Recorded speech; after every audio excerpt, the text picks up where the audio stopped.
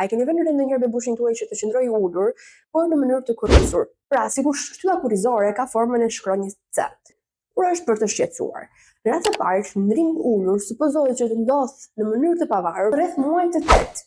Në qoftë se nga muaji i 6 deri në muajin e 8, vëmë re që bebi ka filluar të qëndrojë ulur, por që rri i ulur në formën e shkronjës C dhe që mban veten e tij në të dyja duart fort në dyshim, do të thotë që akoma nuk është gati, ka nevojë akoma më shumë për të forcuar muskujt e tij që të arrijë atë qëndrimin ulur me shpinën drejt. Dhe si mund ta ndihmojmë bebushin ton që të qëndrojë ulur? Tani, është shumë e rëndësishme që qëndrimi ulur të mos praktikohet para se bebi të jetë 6 muaj.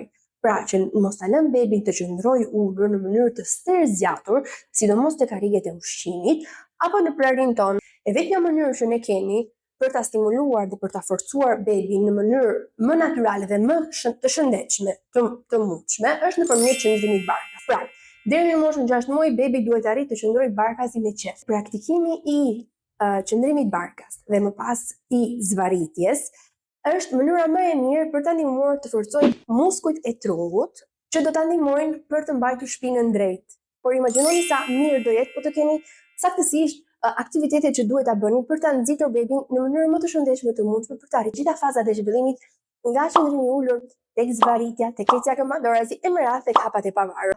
Prandaj më shkruani, të lëmë një orar për të zhvilluar konsultën tonë online dhe për të parë se çfarë ushtrimesh dhe çfarë aktivitetesh mund të bëni me bebushin tuaj ditë për ditë.